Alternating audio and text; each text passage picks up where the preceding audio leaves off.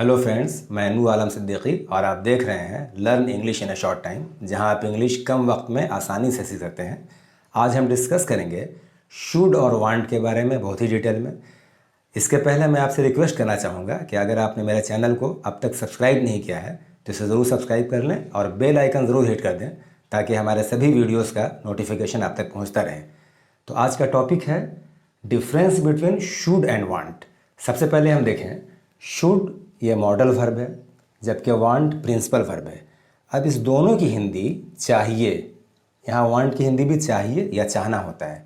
Confusion क्या होता है, स्टूडेंट्स जब चाहिए सुनते हैं हिंदी में तो वो फ़ौरन शुड का यूज़ कर देते हैं और ये डिफरेंस नहीं समझ पाते हैं कि कहाँ शुड का इस्तेमाल करेंगे और कहाँ वांट का। तो इस पॉइंट ऑफ कन्फ्यूज़न को आज के इस लेक्चर में हम बिल्कुल क्लियर करेंगे। देखें, शुड से सलाह, मशवरा यानी एडवाइस का बोध होता है। एग्जाम्पल देखें, उसे यह किताब पढ़ना चाहिए। इंग्लिश क्या होगा, he should read this book. इससे एक सलाह के बारे में पता चल रहा है, इसलिए यहाँ पे हमने शुड का इस्तेमाल किया। एक एग्जाम्पल नेक्स्ट देखें, वांट।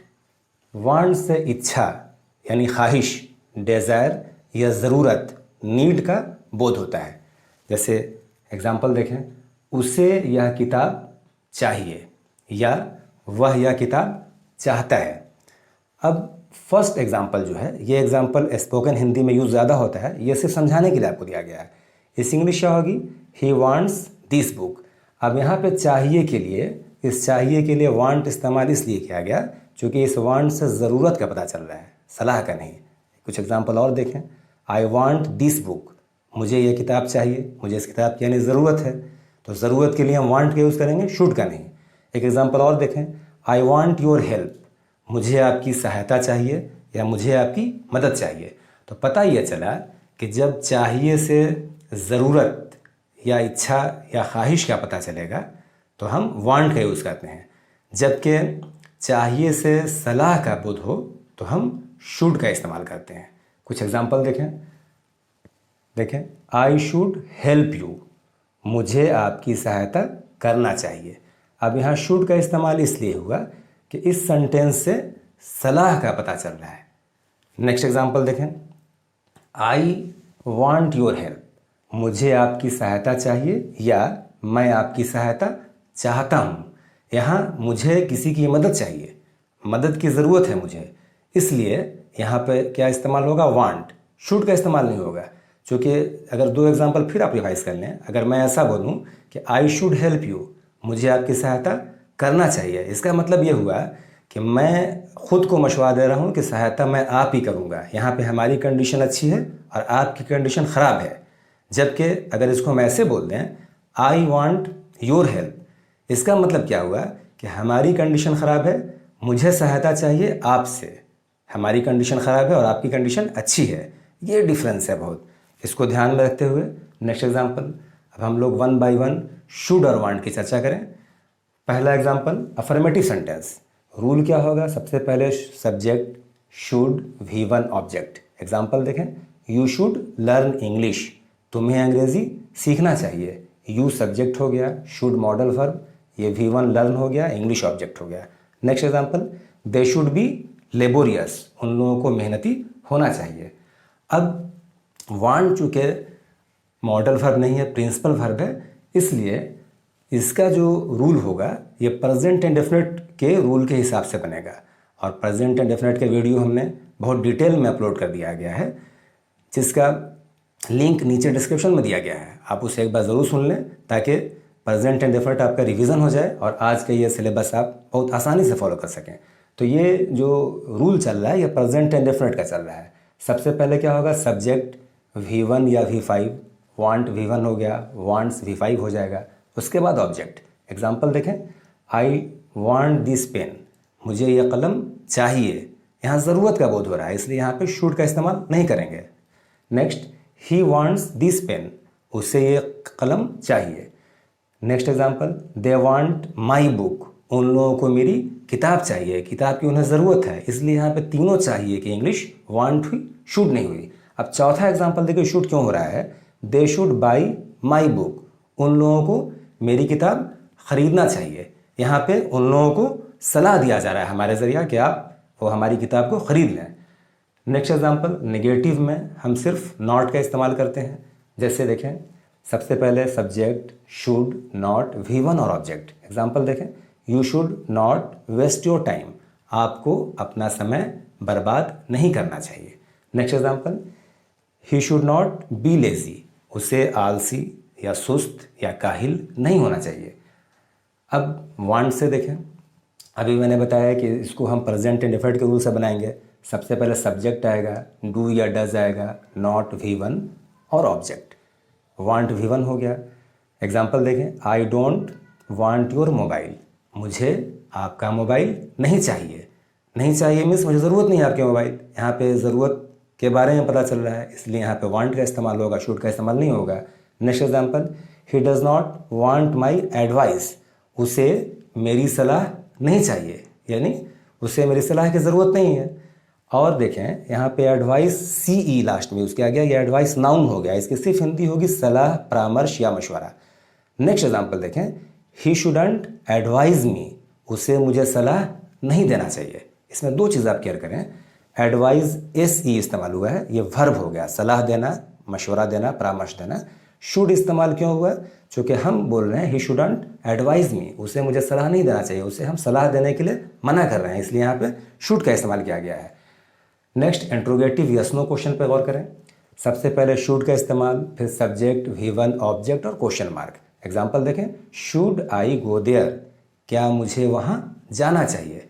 इसमें एक और कन्फ्यूज़न है, कभी कभी हिंदी में चाहिए छिपा रहता है और उससे भी सलाह के बारे में पता चलता है। इसकी एक और हिंदी होगी, क्या मैं वहाँ जाऊँ।